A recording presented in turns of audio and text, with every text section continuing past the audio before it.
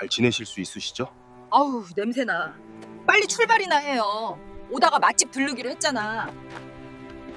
안녕하세요. 당신의 지친 마음에 따뜻한 위로와 감동을 전하는 사연 한 편입니다. 오늘은 여러분의 심장을 꽉 움켜쥘 이야기를 준비했습니다. 단순한 효도 이야기가 아닙니다. 30년에 걸친 한 여인의 치밀한 계획, 배신, 그리고 진짜 사랑에 대한 이야기입니다. 끝까지 들으시면 반드시 알게 됩니다. 이 어머니가 진정 무엇을 원했는지를요. 자, 깊게 숨을 들이쉬고 시작하겠습니다. 어머니, 여기 공기 진짜 좋죠? 답답한 요양원보다 훨씬 나을 거예요. 혹시라도 동네 창피하니까 다시 내려올 생각은 아예 하지도 마세요. 강원도 태백산 자락, 인적이 뚝 끊긴 비포장길 끝에 폐가 하나가 있었습니다. 무너져가는 돌담, 이끼 낀 기와 조각들, 삐걱거리는 나무 마루. 이 을씨년스러운 곳에 72살 박순옥 여사가 낡은 몸빼바지 차림으로 덩그러니 남겨졌습니다. 차 문을 닫으며 아들 박민수가 남긴 말은 딱 두 마디였습니다. 잘 지내세요. 망설임이라곤 눈곱만큼도 없는 목소리였죠. 조수석의 며느리 최수진은 코를 손으로 막으며 말했습니다. 아우, 냄새나. 빨리 출발이나 해요. 오다가 맛집 들르기로 했잖아. 한 달 300만 원짜리 요양원 비용이 아깝다는 이유였습니다. 자신을 평생 걷어먹이고 입힌 어머니를 쓰레기를 버리듯 버린 것입니다. 차가 일으킨 흙먼지가 가라앉기도 전에 아들의 차는 사라졌습니다. 홀로 남겨진 순옥은 낡은 마루에 천천히 걸터 앉았습니다. 슬픔도 서운함도 아니었습니다.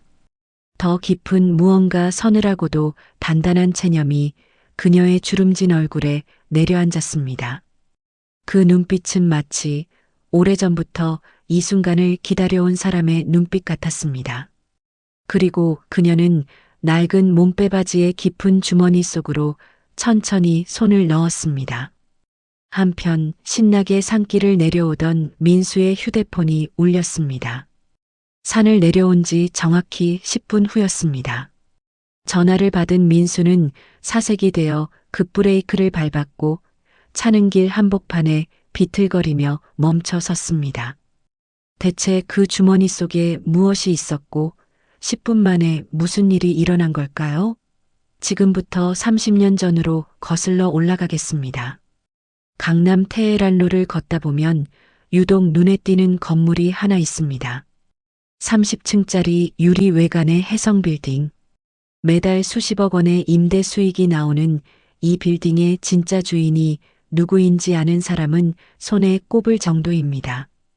1994년 강남 테헤란로 일대는 허허벌판이었습니다. 개발 계획이 발표되기 직전 막 35살이 된 박순옥은 남편 유산으로 받은 전 재산 4억 원을 그 땅에 묻었습니다. 주변에서는 모두 미쳤다고 했습니다. 여자 혼자 무슨 부동산이에요? 그냥 아파트나 사세요, 형수님. 하지만 순옥은 개의치 않았습니다. 그녀에게는 주변의 어떤 시선보다 중요한 것이 있었습니다. 7살배기 아들 민수의 미래였습니다.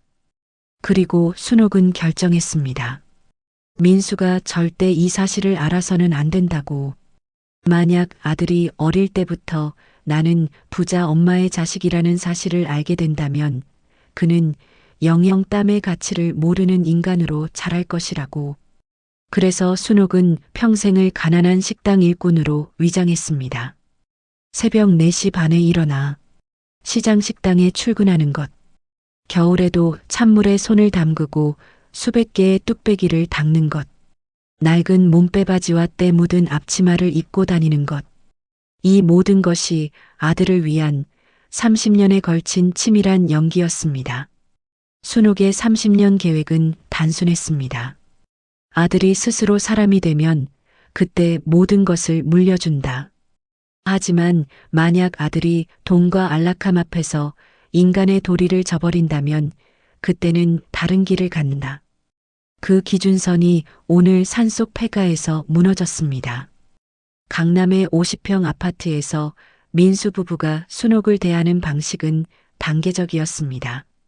처음에는 무시, 다음엔 창피함, 그리고 마지막엔 노골적인 멸시. 순옥은 베란다 옆 3평짜리 작은 방에 살았습니다. 손님이 오면 방에서 나오지도 못하게 했습니다. 수진이 미리 문고리에 실을 묶어 놓았기 때문입니다. 방문을 열면 실이 당겨지는 방식으로 수진은 순옥이 함부로 나오지 못하도록 일종의 경보 장치를 달아놓았던 것입니다. 식사도 따로였습니다.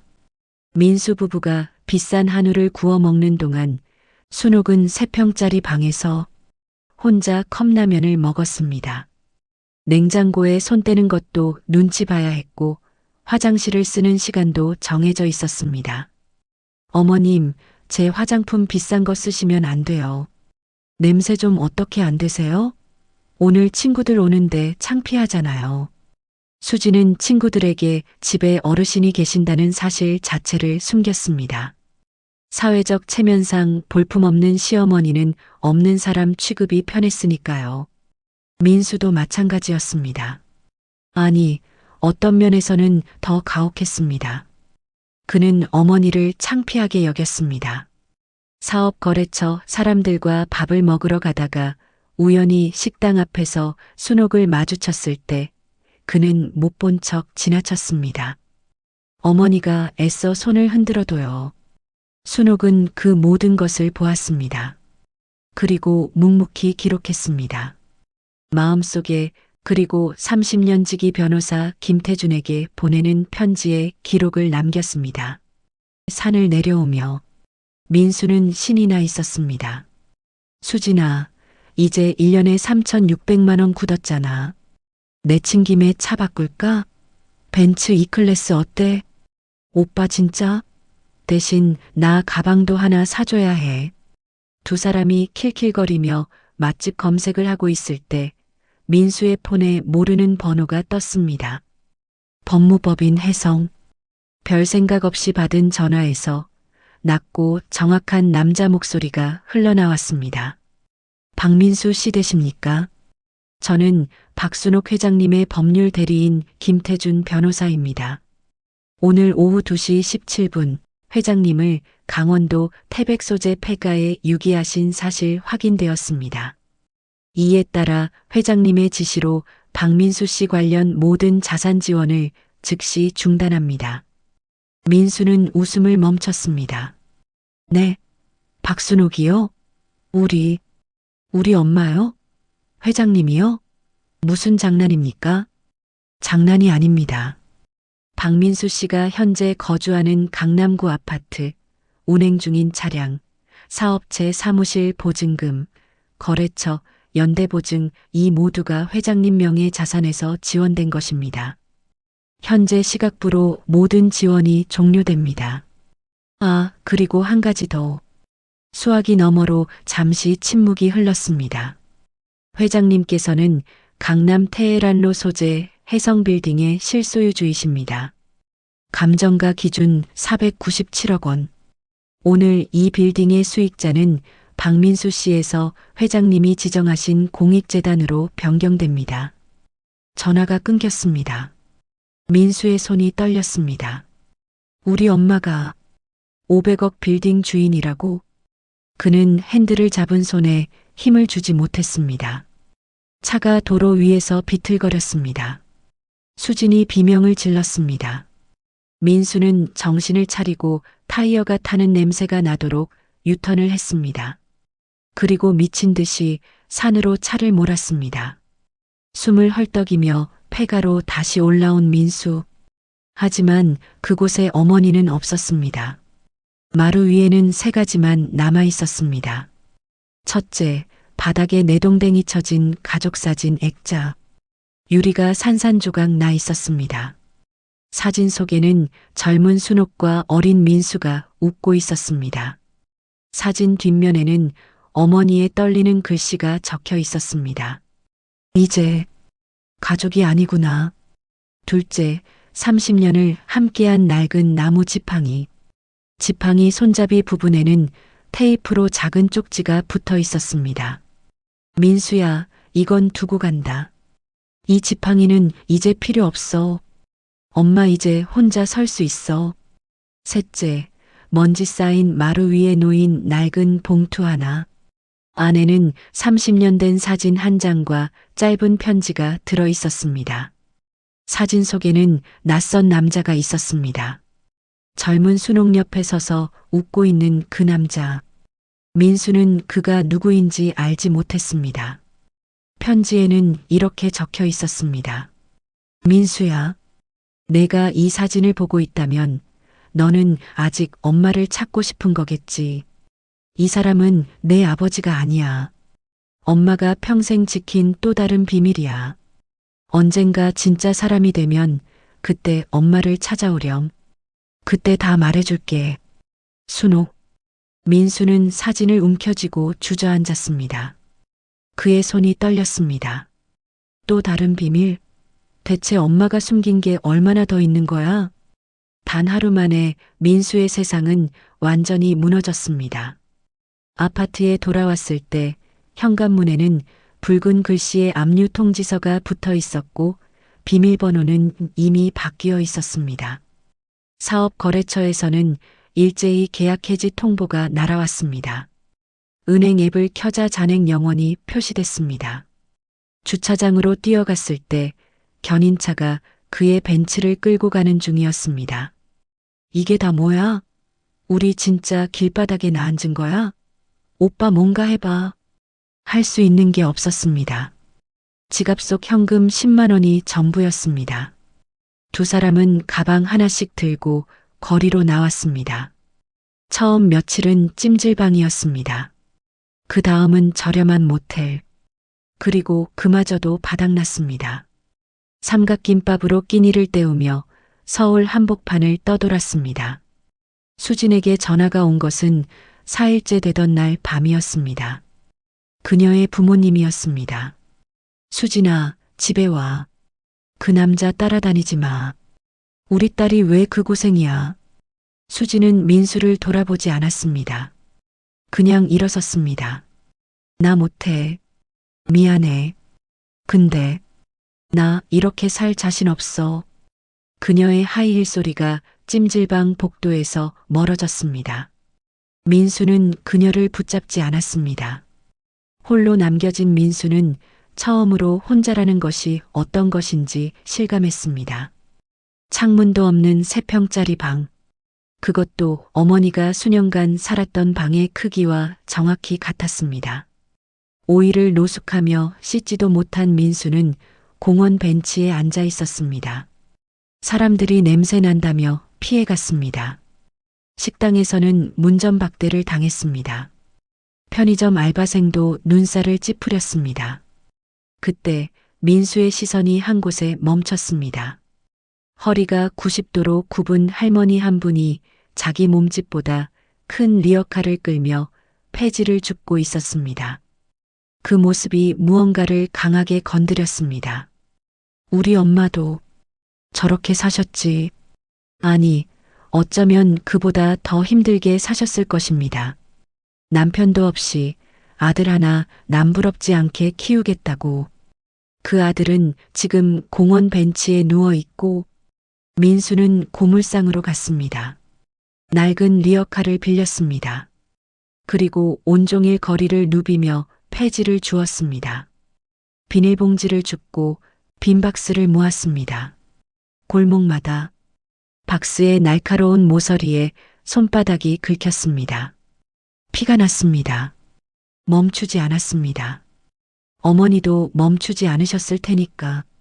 해가 질 무렵 고물상 아저씨가 저울을 보며 말했습니다. 7,000원요. 꼬깃꼬깃한 1,000원짜리 7장. 민수는 그 돈을 손에 쥐고 길바닥에 털썩 주저앉았습니다. 그리고 처음으로 소리내어 울었습니다. 엄마, 엄마가 이렇게 사셨구나. 30년을 넘게 날 위해서 이 지옥에서 버티셨구나. 냄새난다고 창피하다고 어머니의 낡은 옷을 비웃었던 자신이 떠올랐습니다. 요양원 비용이 아깝다고 산속 폐가에 버렸던 기억이 떠올랐습니다. 민수는 손바닥으로 자신의 얼굴을 감쌌습니다. 피가 묻은 손이 그의 뺨을 붉게 적셨습니다. 일주일째 되던 밤, 민수는 주민센터 무료 급식소에서 밥을 먹다가 옆에 앉은 70대 노인과 이야기를 나눴습니다. 노인의 이름은 이상길, 전직 주민센터 복지사였습니다. 민수가 어머니 이야기를 꺼냈을 때 이상길 노인의 표정이 굳었습니다. 박순옥, 설마 태백 씨 박순옥 씨 아들이에요? 민수가 고개를 들었습니다. 노인은 잠시 망설이더니 말을 이었습니다. 나 그분 알아요. 아주 잘 알아. 20년 전에 내가 그분한테 신세를 크게 졌거든. 그분이 얼마나 대단한 분인지 당신은 알고나 있소? 이상길 노인이 들려준 이야기는 민수의 상상을 뛰어넘었습니다.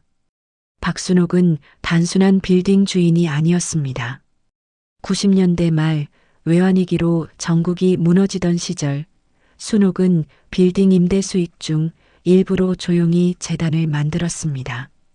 해성복지재단. 이름조차 빌딩 이름을 따왔습니다. 이 재단은 20년간 아무도 모르게 홀로 아이를 키우는 가정 300여 가구에 매달 생활비를 지원해왔습니다. 자신이 혼자 아들을 키웠던 기억으로 같은 처지의 사람들을 도왔던 것입니다. 그리고 사진 속 남자. 이상길 노인이 천천히 말했습니다.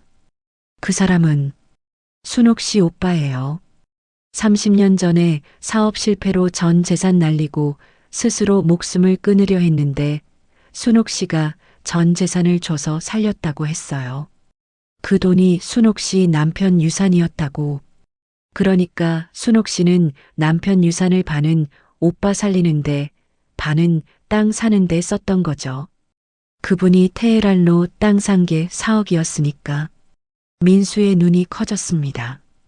어머니는 전 재산 8억 중 4억을 남도 아닌 오빠의 목숨을 살리는 데 썼던 것입니다. 그리고 나머지 4억으로 아들의 미래를 만들었습니다. 그러면서도 가난한 척, 평범한 척. 민수는 한참 동안 아무 말도 하지 못했습니다. 일주일 동안 리어카를 끌며 모은 돈이 정확히 10만 원이 됐습니다. 민수는 구겨진 지폐들을 꽉 쥐고 해성빌딩으로 찾아갔습니다. 더러운 수염과 냄새나는 차림. 건물 로비에 들어서자마자 경비원이 막아섰습니다. 하지만 마침 퇴근하던 김 변호사의 눈에 띄어 간신히 30층 회장실로 올라갈 수 있었습니다. 문이 열렸습니다. 최고급 정장을 입은 박순옥 회장이 책상 앞에 앉아 있었습니다. 그녀는 아들을 보고도 눈길을 주지 않았습니다. 너한테 줄 돈은 없다. 돌아가. 민수는 흔들리지 않았습니다. 천천히 걸어가 책상 앞에 섰습니다. 그리고 구겨진 10만 원을 책상 위에 올려놓았습니다. 돈 받으러 온 거 아니에요. 이 10만 원. 제가 태어나서 처음으로 진짜 제 땀 흘려번 돈이에요. 일주일 동안 리어카 끌었어요. 하루에 7천 원 벌어보니까 알겠더라고요. 엄마가 평생 어떻게 사셨는지, 손에 피 나도 왜 멈추면 안 되는지. 순옥은 여전히 서류를 보고 있었습니다. 그리고요, 엄마. 저 해성복지재단 알았어요. 300가구, 20년. 엄마가 얼마나 많은 사람을 살렸는지도 알았어요. 그 사람들이 엄마를 어떻게 부르는지 아세요? 우리 어머니라고 불러요. 혈연도 아닌 사람들이. 그런데 진짜 아들인 저는 엄마를 산에 버렸어요. 민수의 목소리가 갈라졌습니다. 용서해달라고 안 할게요. 그럴 자격 없으니까. 그냥 제가 쓰레기였다는 거, 엄마가 제 인생의 전부였다는 거, 그것만 말씀드리고 싶었어요. 죄송합니다. 엄마. 민수는 10만 원을 내려놓고 뒤도 돌아보지 않고 회장실을 나섰습니다. 문이 닫혔습니다. 혼자 남은 순옥이 천천히 고개를 들었습니다. 그녀의 눈이 문 쪽을 향했습니다. 30년 만에 처음으로 사람의 눈빛을 하고 나타난 아들의 뒷모습, 굳건했던 어머니의 눈에서 기어이 뜨거운 눈물이 흘러내렸습니다. 그로부터 3주 후 민수에게 김 변호사로부터 연락이 왔습니다. 회장님께서 한번 오시라고 합니다. 이번엔 경비원이 막지 않았습니다. 엘리베이터를 타고 30층으로 올라가자 회장실 문이 열려 있었습니다. 하지만 그 안에 있는 것은 어머니가 아니라 김 변호사였습니다. 그의 손에는 두꺼운 서류 봉투가 들려 있었습니다. 민수 씨, 회장님께서 이것을 남기셨습니다. 민수의 손이 굳었습니다. 남기셨다? 돌아가신 건가? 김 변호사가 고개를 저었습니다. 아닙니다. 회장님은 살아계세요. 하지만 3주 전 민수 씨가 다녀간 다음 날 회장님께서 저한테 이것을 맡기시며 말씀하셨어요. 내 아들이 진짜 사람이 되면 전달해라라고. 그리고 회장님은 지금 대구에 계세요. 해성복지재단 수혜 가정 아이들이 다니는 학교 앞에서 매주 직접 떡볶이를 끓여주신다고요. 민수는 봉투를 열었습니다. 안에는 편지 한 장과 서류 묶음이 있었습니다. 민수야, 이 서류는 해성빌딩의 지분 40%를 내 명의로 이전하는 서류야. 나머지 60%는 재단 몫으로 남겨둔다. 돈이 목적이 아니라 이걸 잘 관리할 사람이 필요해서야. 하지만 조건이 있어. 빌딩 관리 직원으로 직접 일해야 해. 월급은 250만 원. 특별 대우 없어. 그게 싫으면 안 받아도 돼. 그리고 한 가지 더, 엄마 건강이 별로 안 좋아. 사실 2년 전에 진단받은 게 있어. 많이 남지 않았을 수도 있어. 그래서 엄마가 살아있는 동안 내가 진짜 사람이 되는 걸 보고 싶었던 거야. 엄마 보고 싶으면 대구 수성구 한마음초등학교 앞으로 와. 매주 토요일 오전. 순옥. 민수는 편지를 쥔 채 움직이지 못했습니다. 한참 후 그의 두 눈에서 뜨거운 눈물이 떨어졌습니다. 편지 위로 한 방울 한 방울. 민수는 조건을 받아들였습니다. 해성빌딩 관리팀 막내 직원으로 출근했습니다. 직원들은 처음에 그가 누구인지 몰랐습니다. 그저 중년의 새 직원. 민수는 말하지 않았습니다. 매일 새벽 6시에 출근해서 건물 1층 화장실 청소부터 시작했습니다. 임차인들이 민원을 넣으면 직접 달려가 처리했습니다. 어머니가 수십 년 닦았던 뚝배기처럼 그는 매일 변기를 닦았습니다. 동료 중 가장 나이 많은 이은철 씨가 어느 날 말했습니다. 박 씨는 왜 이 일해요? 손 보니까 원래 이런 일 안 한 것 같던데. 민수가 답했습니다. 배울 게 있어서요. 2년이 지났습니다. 성실함을 인정받아 시설관리팀장이 된 민수는 월급을 꼬박꼬박 아꼈습니다. 고시원 방에서 살며 끼니는 회사 근처 5,000원짜리 백반으로 해결했습니다. 낭비는 하지 않았습니다. 하지만 매주 토요일 대구행 기차표만큼은 꼭 샀습니다. 한마음 초등학교 앞. 매주 그는 어머니를 찾아갔습니다.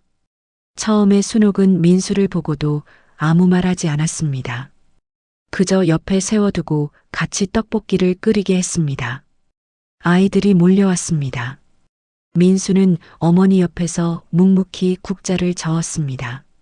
세 번째 토요일이 됐을 때 순옥이 처음으로 말을 걸었습니다. 손 좀 봐봐. 민수가 손을 내밀었습니다. 거칠게 굳은 손바닥, 굳은 살, 오래된 상처.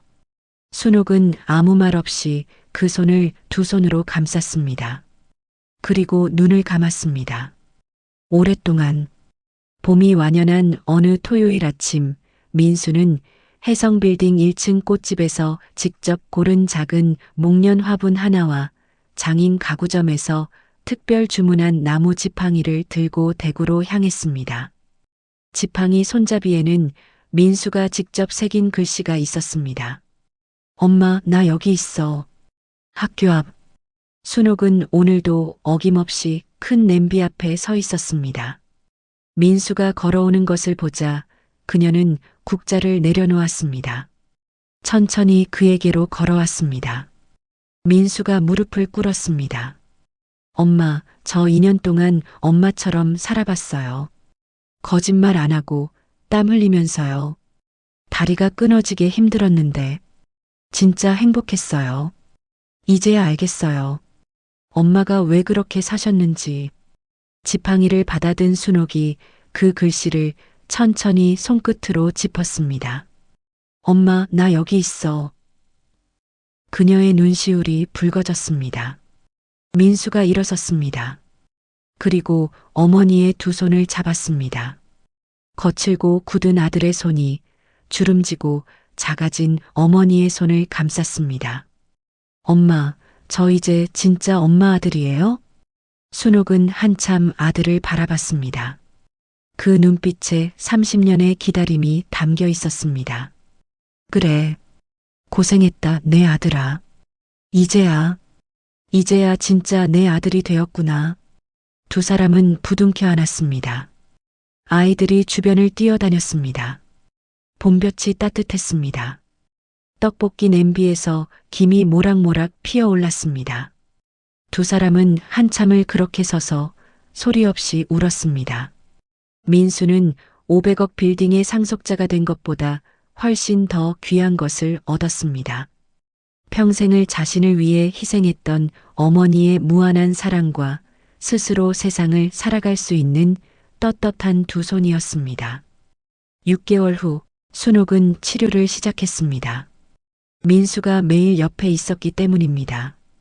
병원을 오가는 날에도 민수는 새벽에 혜성빌딩 화장실 청소를 먼저 마치고 왔습니다. 수지는 이혼 서류를 보내왔습니다. 민수는 도장을 찍었습니다. 미련 없이. 혜성복지재단의 수혜 가정은 지금도 매달 따뜻한 지원금을 받습니다. 발신일란에는 이제 두 이름이 적혀 있습니다. 박순옥, 박민수. 그리고 매주 토요일 한마음 초등학교 앞 떡볶이 냄비 앞에는 나란히 서 있는 모자의 모습이 있습니다. 어머니는 국자를 적고 아들은 그 옆에서 그릇을 나릅니다. 두 사람 모두 웃고 있습니다. 사연 한편 가족 여러분, 오늘 이야기 어떻게 들으셨나요? 순옥의 30년 계획은 처음부터 돈이 목적이 아니었습니다. 그녀가 원했던 것은 단 하나 아들이 진짜 사람이 되는 것.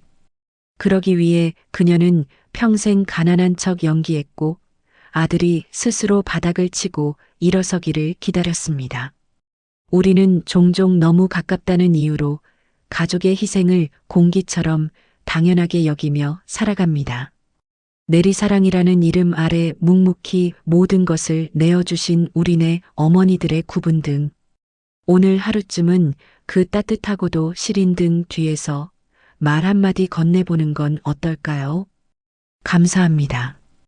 그리고 사랑합니다. 당신의 삶에 언제나 따스함이 가득하기를 바라며 지금까지 사연 한 편이었습니다. 구독과 좋아요는 더 따뜻한 이야기를 만드는데 큰 힘이 됩니다. 다음 이 시간에 더 감동적인 사연으로 찾아뵙겠습니다. 감사합니다.